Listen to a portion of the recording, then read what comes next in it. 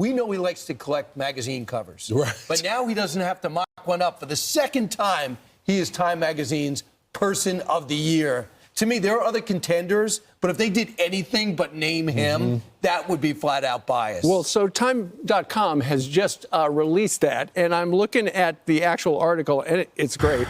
It said, and the subheadline is, "If what comes next is anything like what he promises, Trump will reshape the nation and the world."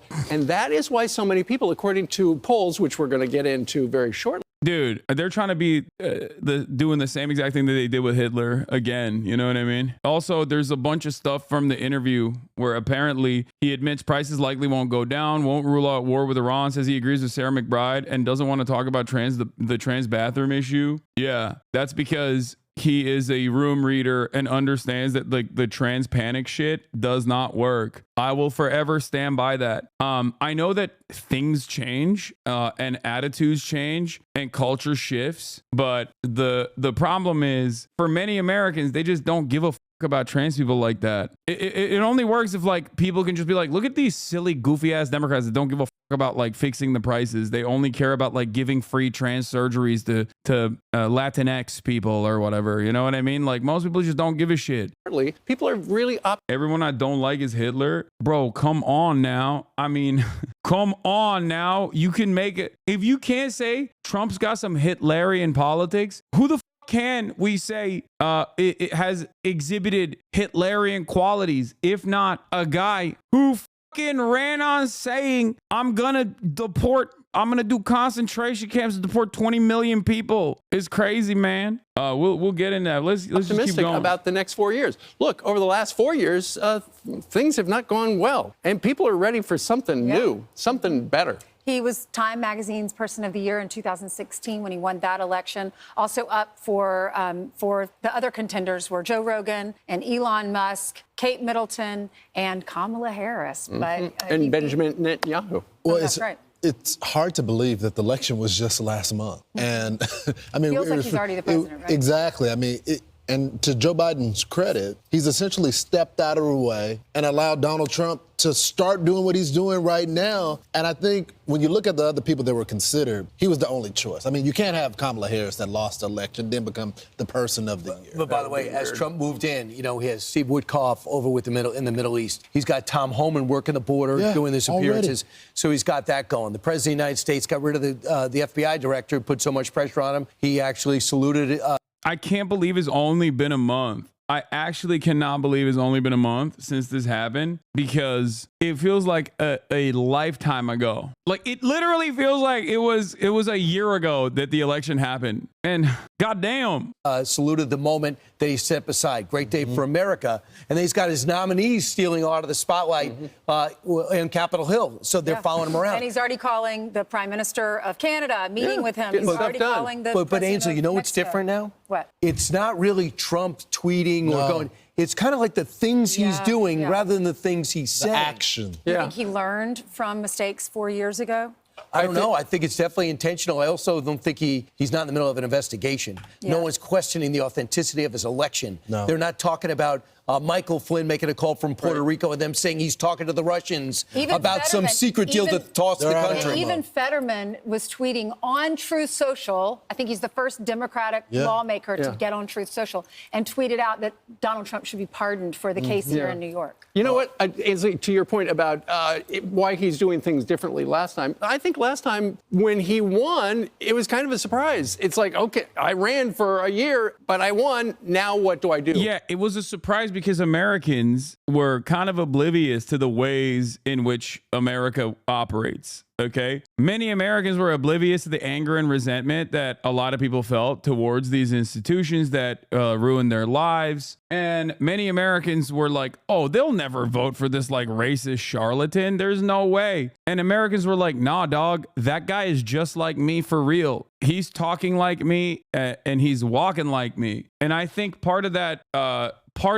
shock came from the broadest subsects of society that still were laser focused on mainstream media as their primary source of information, that I think we're deluding themselves into a different America than the one that actually exists. One where people do have reverence for the institutions, if that makes sense. And it's not. That's not the America that we live in. And that's part of the reason why I don't think there's going to be a revamp of the hashtag resistance liberalism that happened immediately after Trump got elected the first time. What I mean by this is it was a shock for a lot of liberals who got a wake-up call and were like, we got to do something against this. We got to do something for it. And then they did. And then they protested. And not many things changed, right? Like nothing really changed. A lot of young people, I talked about this quite a bit in 2020. I think a lot of young people's first foray into political action was literally direct action. In the midst of COVID, there's a lot of panic, there's a lot of anger, and they see police brutality. They consider it to be unacceptable. They take it to the streets. And then what came of that mass mobilization? Nothing. And when that happens and you get nothing after doing all of it, that you go out and you vote for the right guy and nothing changes. You go out and you march, you go out and you protest, you fuck shit up and nothing changes. Yeah, at that point, you're going to be like, well, I'm a little disillusioned by this process. So that's the problem. You know, he's done it once before. Yeah, that's true. Some mistakes are always made along the way, but he's figured out how he has wanted to do it more efficiently. Mm-hmm. And so far, so good. And Elise Stefanik, by the way, got the Fetterman endorsement yesterday. That's the first time I've seen a Democrat come out and say that. Yeah, then they took a picture together. And to your point about Joe Biden just laying low, he's not doing anything except an historic number of pardons and commutations. Over 1,500 issued this morning. I don't think he's going to give us any comment about that. I don't think so either. Anyway, we're calling this the Trump effect, and it is in full swing. The last Fox News poll of the year is showing that the majority of voters feel hopeful about his victory, 54%. That's right. And with under 6 weeks until Inauguration Day on January 20th at noon, plans are well underway, including an invitation to the China President Xi Jinping to show up live in Washington. If he accepted, he would be the first foreign leader to ever attend. Is that right? That's right? Bro, he's going to make a MAGA communist out of me. I swear to God. I swear to Christ, dude. Yo, what are you doing, man? Oh, God. His love for, like, strong men is so crazy. Bro, they're championing this like it's a good thing, as if their viewers don't hate China. No, I mean, but Trump thinks it's a good thing because Trump is like, I'm very strong on China. But also at the same time, not only...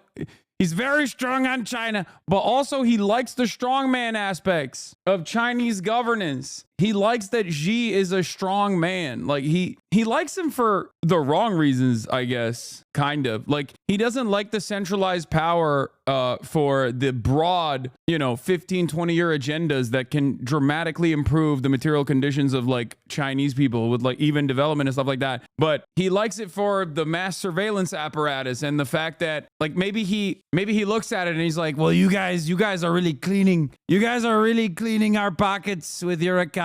I don't like it. And they worship you. They worship you over there. I want them to worship me. Cleaning our pockets with your economy. I don't like it. And they worship you. They worship you over there. I want them to worship me. He's jealous of Xi's perfect hairline. Yeah, he does have a really good hairline. The first foreign I'm hoping leader to ever attend. It's in the script. Okay. And Trump's inaugural fund getting a boost from a surprising source, from Mark Zuckerberg. This is only a surprising source if you're a fucking idiot, okay? This is the least surprising revelation. I've been saying this. It's only surprising if you're like, oh, I don't understand. We've been lying and saying Mark Zuckerberg is woke for the last like 4 years when it's very clear that he was never actually woke. He's a fucking billionaire. Of course he wasn't woke. They're like, oh, I'm shocked. I'm shocked that the company, the social media billionaire that is responsible perhaps for the most active right-wing on radicalization is paying the piper, is bending the knee to the guy that he thinks is very cool. Of course, these guys are going to kiss the ring. Of course, they want favorable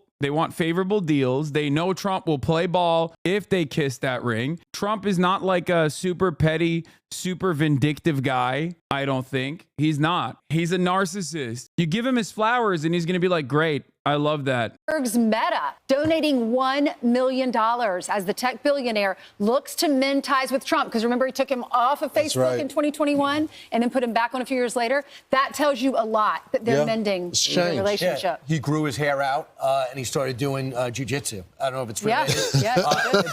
And he wanted to take on Elon Musk, and it never happened. Yeah, he's trying to look more like Danny Penny, perhaps. Also, remember, the Zuckerbucks in those key districts made him put his hand on the scale with a shadow banning of the conservative groups and conservative politicians. And he's not the only. I think it's kind of crazy because so much of virtually every single thing this guy just said.